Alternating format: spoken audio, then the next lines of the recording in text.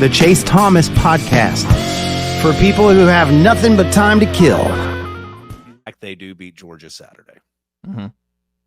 Does Saturday's win against Georgia hypothetically overtake Alabama 2022 as the biggest win in Josh Heupel's career? Yes. You said that so fast and so easy. Didn't even think about it. Yeah. Because Georgia, where Georgia is now, where Bama was 2 years ago, even, like, we were at the end of the empire with Nick Saban. Know a secret? Yeah. I think so too. Yeah, like that's... Not everybody does. I think it's because the emotional part, and it's a rival, like the Tennessee-Alabama stuff, naturally, like, yeah. I think fans will always, and it's at home, so it's a little bit different. Like, the shot of, like, the kick going through the uprights and then the immediate fireworks, like, it's just, it's going to be hard to ever overtake that kind of emotion for a lot of fans to actually, like, feel like that this is a bigger win. But I mean, that Bama team was flawed. You saw it throughout the year. They were flawed. And this, like, that was the end. Like, Saban did not win the national title that year. He did not win it the next year. And then he retired. Like, you were watching the gradual decline of the Saban empire, and he got out.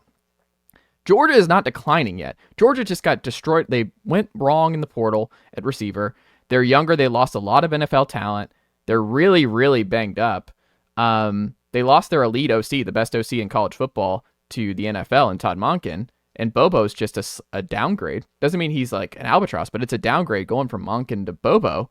You've had a lot of brain drain on both sides of the ball at Georgia.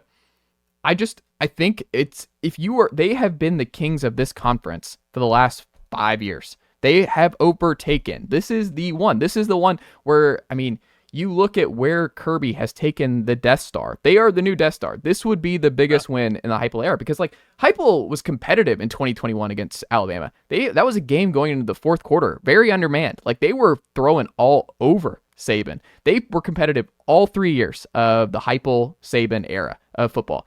They have not been competitive since the first half of 2021 against Georgia.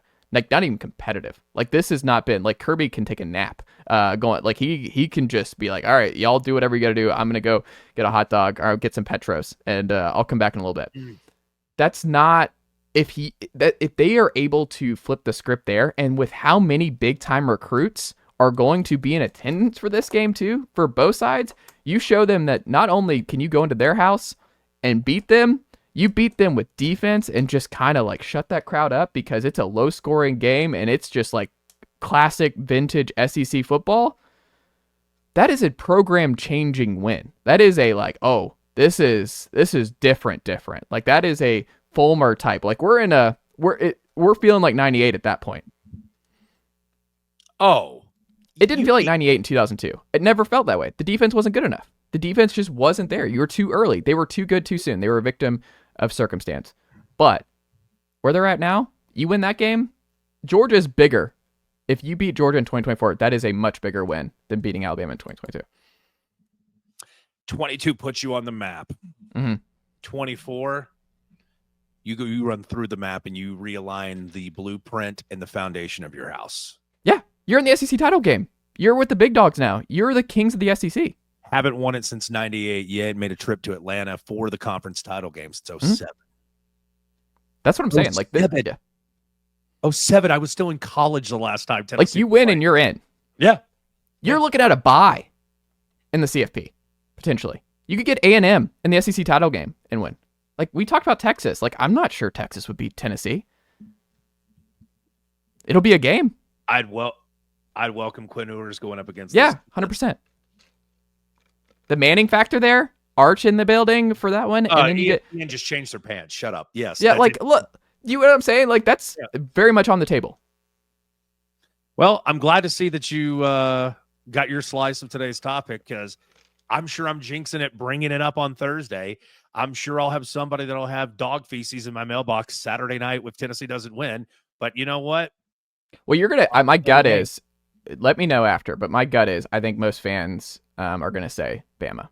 So I made a comment to 4 of my friends. Not only are they kind of my motley crew, but they're kind of my test rats.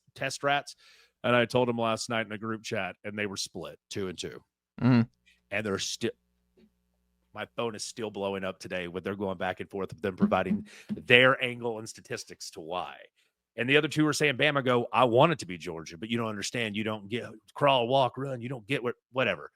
I like the fact that it's not just already one-sided. I like that they're doing the back and forth, and it's, ladies and gentlemen, great. Nicely done, nephew. The Chase Thomas Podcast. Hell yeah.